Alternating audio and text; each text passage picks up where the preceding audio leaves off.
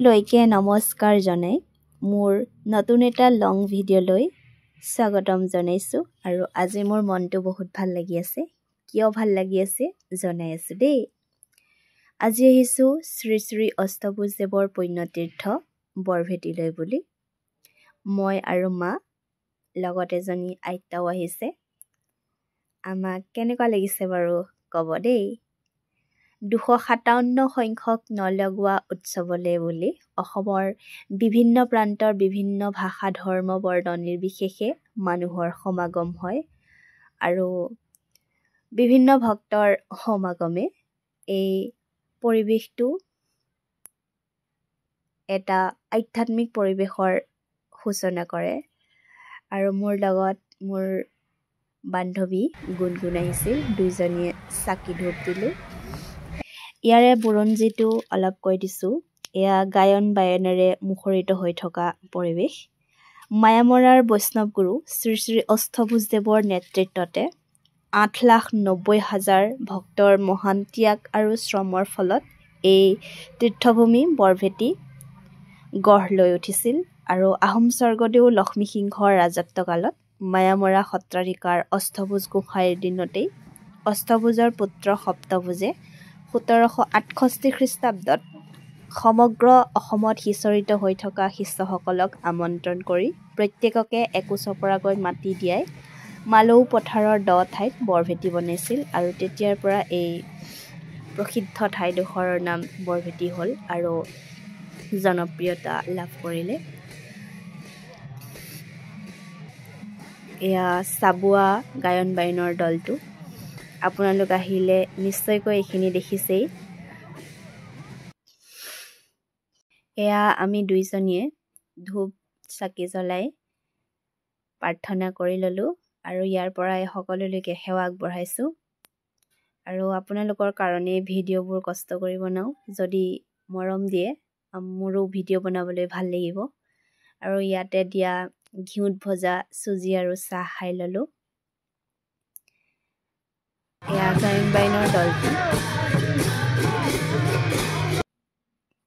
18 শতিকাত অসমত যেতিয়া লোণৰ পৰিমাণ কমি গৈছিল তেতিয়াৰ সময়ত মানুহে নিমখক সোণৰ নিচিনা জ্ঞান কৰিছিল আৰু সেয়েহে বৰভেটিত সেই সময়ত লোণ দিয়াৰ প্ৰথা আছিল আৰু জনবিশ্বাস মতে লোণ দিলে মনৰ আশা পূৰ্ণ হয় বুলি কোৱা হয় আৰু সেই সময়ত গুৰুজনাই এই লোণ মানুহক বিলাই দিছিল আৰু তেতিয়াৰ পৰাই এই সমাজ সেৱাৰ কামটো গুৰুজনাই আমাক দেখুৱাই থৈ গৈছে এয়া বৰভোজৰ গায়ন বায়নৰ দলটি আপোনালোকে চাওক আৰু কেনে লাগিছে মোক জনাওক নিশ্চয়কৈ ভাল পাব এনে আধ্যাত্মিক পৰিৱেশলৈ আহি সকলোৱে ভালেই লাগে আৰু মনটো ভাল লাগে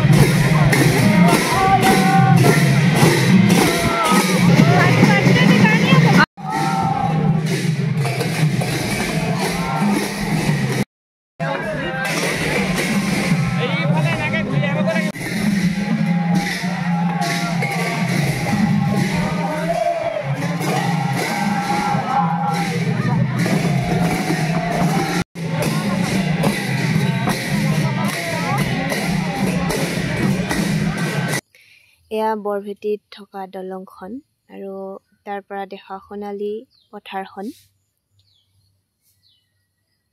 ভিডিঅ'টো কেনে পাই জনাব। যদি ভাল পায় লাইক কৰিব, কমেণ্ট কৰিব। চেনেলটো নতুন যদি আহিছে ছাবস্ক্ৰাইব কৰি দিব।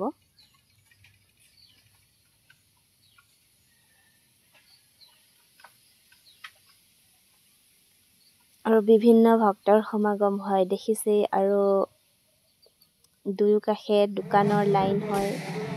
এয়া গায়ন বায়ন, গোটেই দিনটো গায়ন বায়নেৰে মুখৰিত হৈ থাকে আৰু গধূলি সময়ত ভাওনাও হয়। এয়া ৰাস্তাৰ দুই কাষে থকা বিভিন্ন ধৰণৰ দোকান।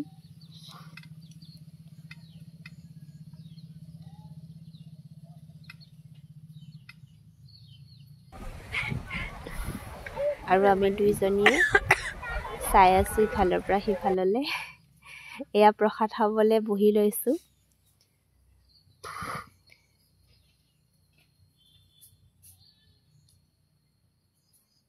এয়া প্ৰসাদ বিতৰণ কৰি আছে আৰু আমি বহি আছো।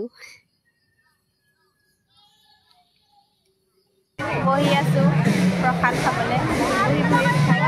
ভৰি বিষাই গ'ল চাগে। তথাপিও আমি বহি আছো প্ৰসাদৰ আশাত।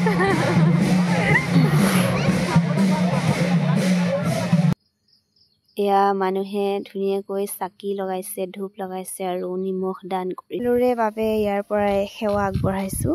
সকলোৰে মনৰ আশা পূৰ্ণ হওক আৰু ঈশ্বৰে সকলোকে ভালে কুশলে ৰাখক।